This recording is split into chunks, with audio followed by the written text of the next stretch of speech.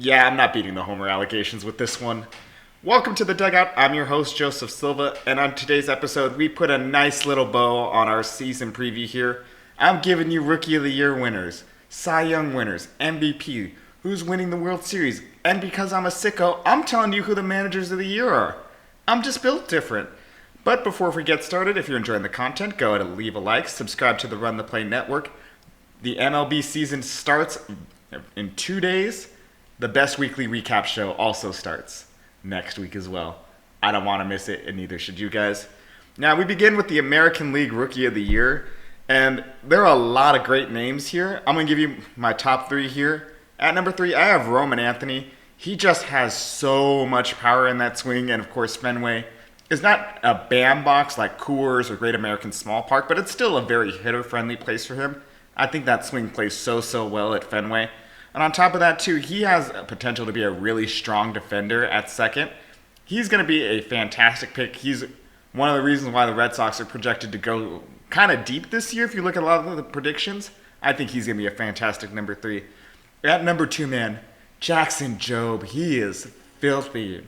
And the Tigers have quietly become one of the pitching development teams in MLB. Not just with pitching chaos and Tarek Skubal, but they seem to get a lot more with a lot less. And Jackson Jobe, he has so much good stuff. We all saw that spring training at-bat where he made Vladimir Guerrero Jr. look like me at the plate, quite frankly. He's not pressured to be the ace of the staff. He's going to be the number 3, number 4 behind Mize, Flaherty, and Skubal. He is just a filthy pitcher. Do not be surprised if he takes it.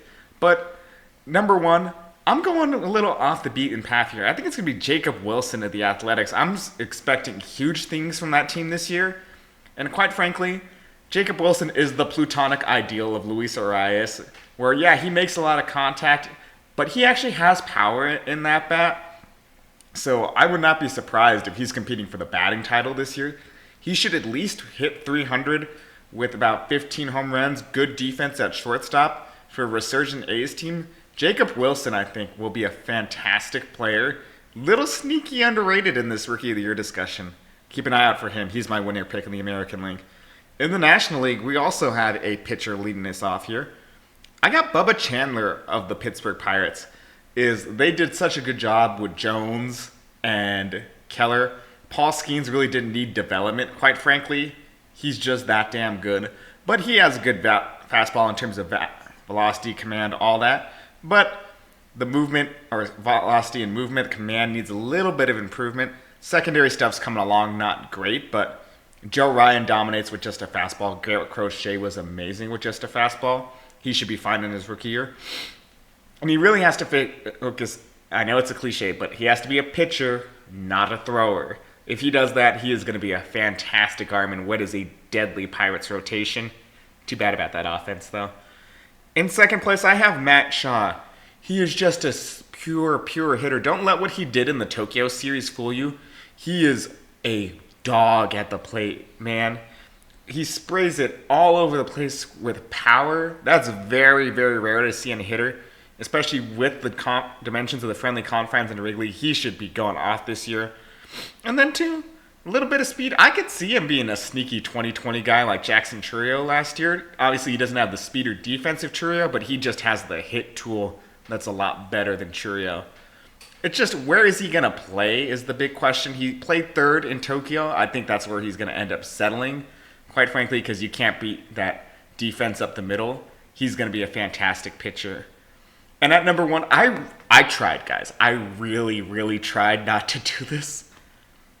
But it's Roki Sasaki. I really didn't want to do it. I don't like making the obvious picks a lot of the time here. But he's so damn good, man. Yes, he had his control issues in Tokyo, but he did have a little bit of control issues in his first spring appearance as well. I think once the nerves settle, he'll be fine. But the fastball is disgusting. The splitter. Let me geek out about his splitter for a second, guys.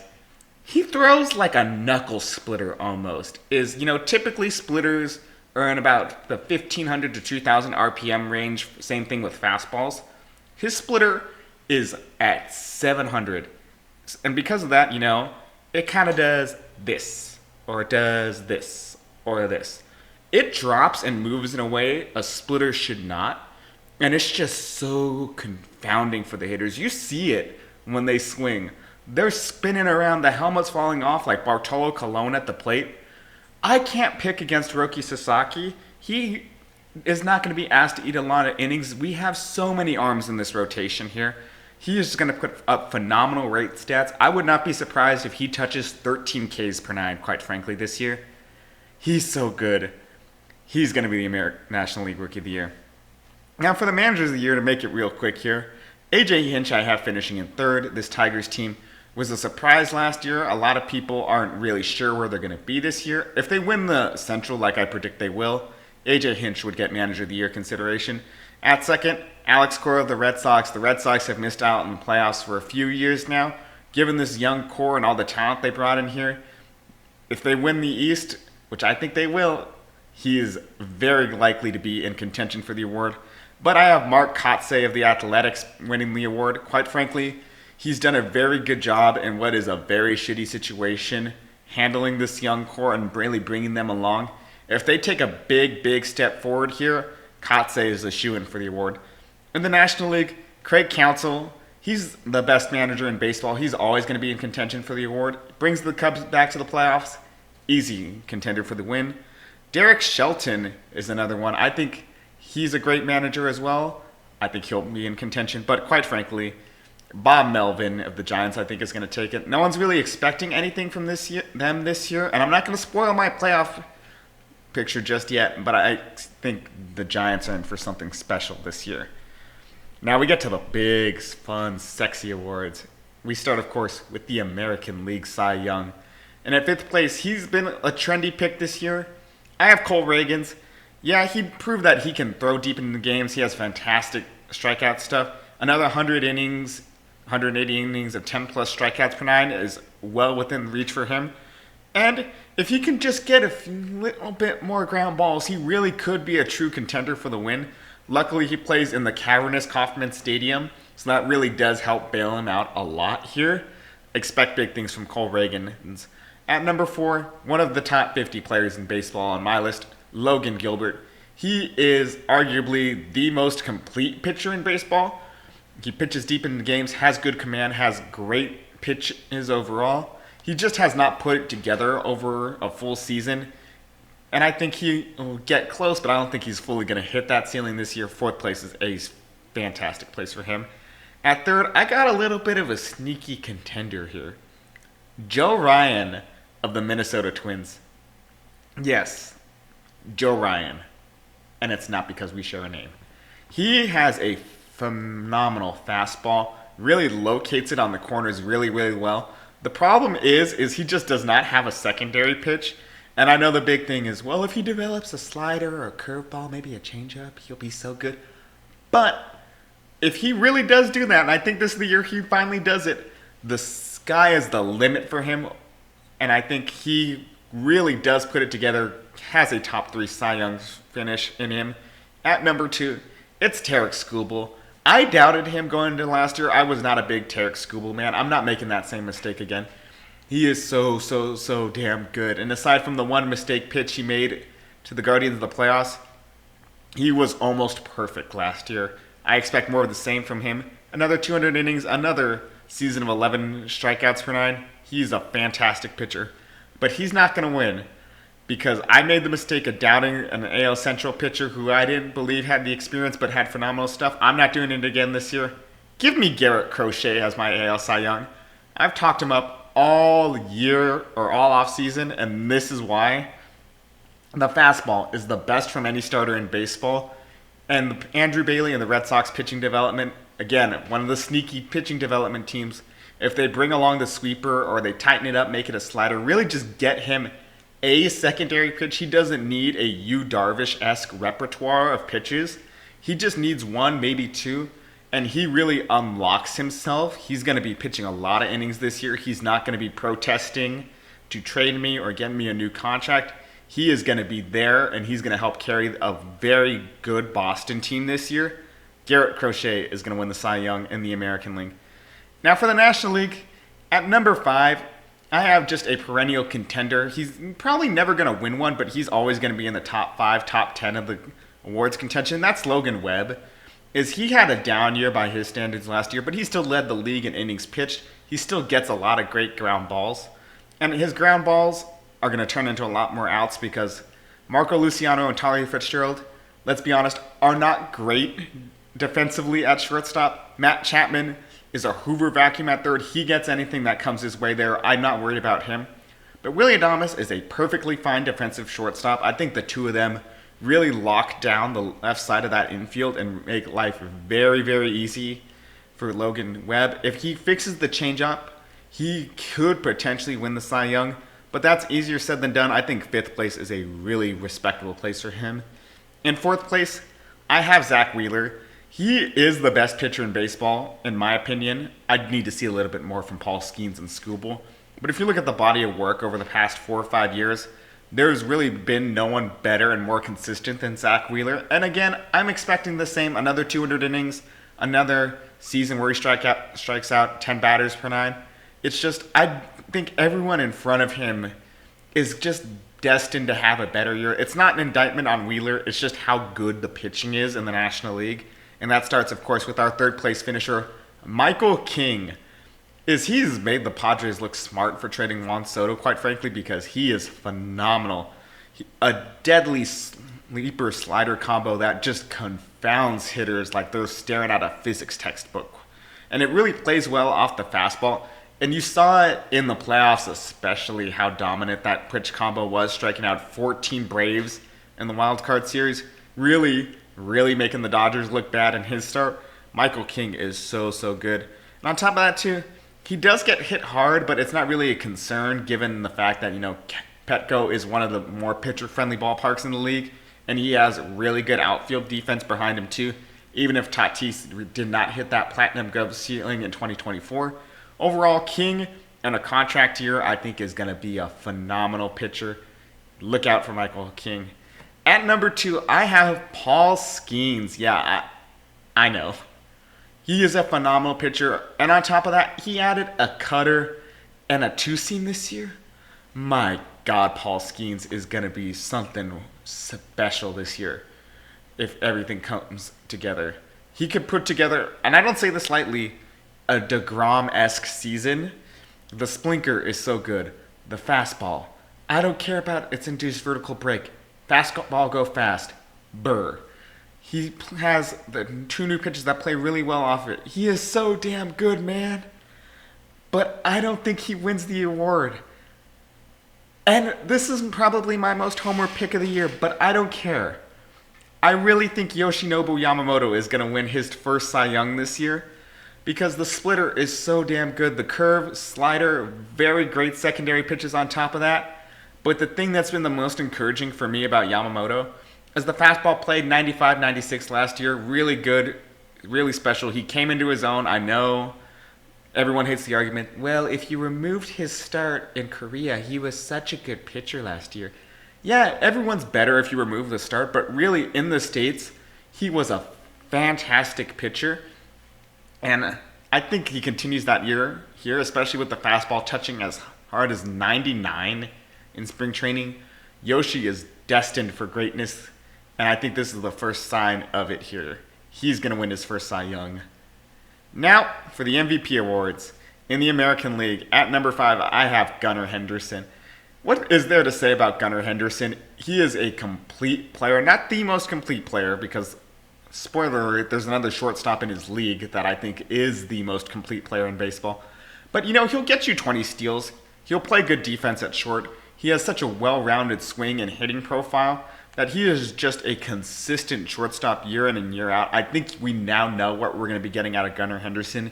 He is going to be a perennial MVP contender. And with them bringing in the Walls and left in Baltimore, look for the power numbers to go up a little bit more too with that coming in. I think he's going to be fantastic. 5th place is a good place for him. 4th, I'm hope-dicting here. I know that. But give me Mike Trout, man. He's moving to right. The wear and tear should be less on his body now. He just needs one healthy season to remind people that Mike Trout is Mike Trout. I think given the move, Given the fact that his new plate approach is not, the Mike Trout plate approach of the 2010s is it's now see fastball, pull fastball, over wall. That's a very good plate approach. If he's healthy, he could potentially hit 50 home runs this year. Easily. And because of that, I think he can put together another season that reminds us, oh yeah, Mike Trout's pretty damn good. Fourth place is where I see him. And third, I have reigning MVP Aaron Judge, man.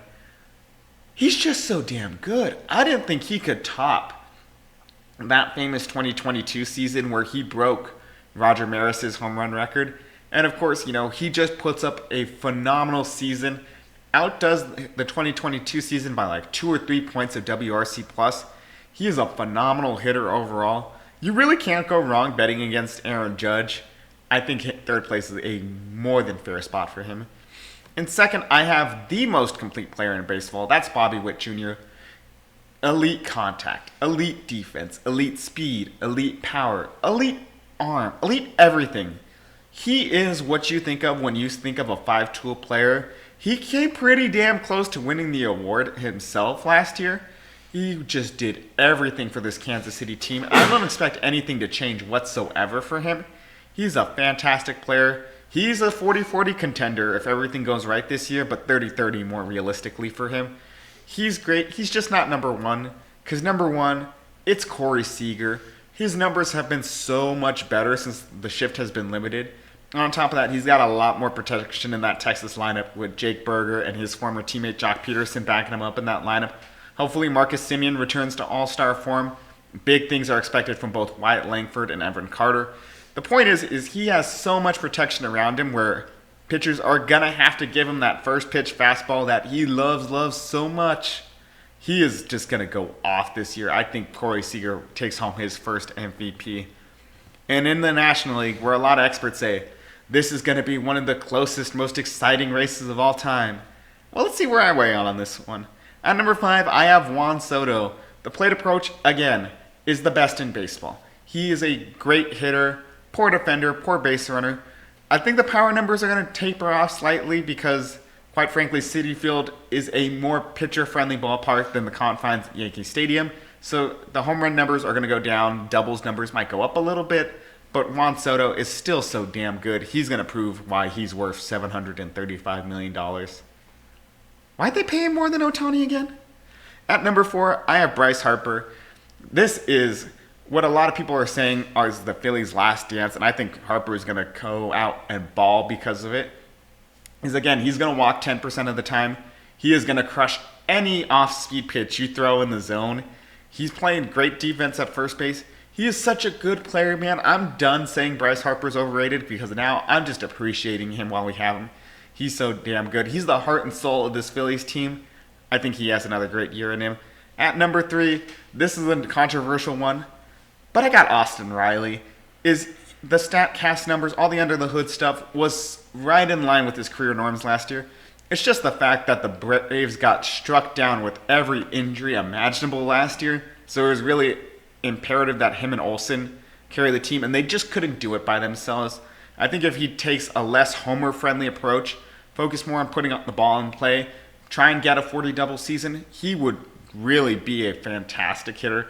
This is really me betting on Austin Riley having one of, if not the best season of his career. I think he bounces back in a major way, finishes third in MVP voting. At second, I have Kyle Tucker. Don't let the least aura-filled name in baseball fool you. This guy is a dog, man. He is a great hitter. He's a great defender. He's a great base runner. Playing in Wrigley and a contract year, I think he's just going to go off this year. Really help put the Cubs over the top as they had a lot of good players. Well, now they have a truly excellent player in Chicago, Kyle Tucker. Fantastic season. But at number 1, it's Shohei Ohtani. He's coming back to pitching, and when he does that, it will always be Shohei Ohtani. You need to do something historic, like, break a home run record like Aaron Judge did in 2022 to beat Shohei Ohtani when he does both. And I love a lot of the talent in the National League. Ellie De La Cruz is still there. Mookie Betts is still there. You have Ronald Acuna. You have Francisco Lindor. You have so many great players in the National League. But unfortunately, it doesn't matter because Ohtani hits and pitches. And as long as he does that, He's going to monopolize this award. He's just that good. Now, before I tell you my playoff predictions, let's hear a word from our sponsor. Man, okay, LeBron hit my parlay. Let's get it. Oh shit, he hit it? Yeah, bro. Look at this. I won $200. I tailed your parlay. How the heck did you win $200? I used Boom Fantasy. I used their pick and spin, spun the wheel, got 10 times my money. Bro, you gotta hook me up. If you use code RTP, you could get a risk-free bet up to $100. Let's get back to the video. Now, in the American League, this is how I see the seeds breaking down. The number 1 overall seed and the winner of the American League West is the Texas Rangers. They are such a damn good team. They are the most complete team in the American League. I see them easily taking the number 1 seed in the AL. The number 2 seed in the AL? Give me the Red Sox. I know in my division preview, I had the Yankees taking the East. Well, it turns out the Yankees kind of got hit with every affliction in the book. So I'm going to move my second place team up to first. Boston will take the AL East in a photo finish. That means the 3rd seed is going to be the AL Central winning Detroit Tigers. They have a great pitching staff and a fantastic bullpen. Expect better things from this lineup. Carpenter and Green are so damn good. Gleyber Torres should help set the table for them. And I'm a big Trey Sweeney guy. I think he can potentially be a 105, 110 WRC plus guy and really just help out this lineup. And then the wild cards, you have the first wild card being the Baltimore Orioles. Fantastic offense, lack of pitching kind of scares me a little bit. The second wild card, give me the Sacramento Athletics. They are so damn good offensively. Everyone knows about Rooker and Butler, but everyone sleeps on Shea Bangaliers himself. Zach Geloff, a lot of people are projecting to bat on spec. They have Rookie of the Year winner Jacob Wilson on top of a rotation of Luis Severino, Jeffrey Springs, and Osvaldo Bido. They are a very fun team. I just wish Oakland still had them. Now for the third wild card, do I go with Houston? Do I go with the Yankees? Perhaps a little Seattle Mariners or Minnesota Twins action? Unfortunately, I have to go with Houston.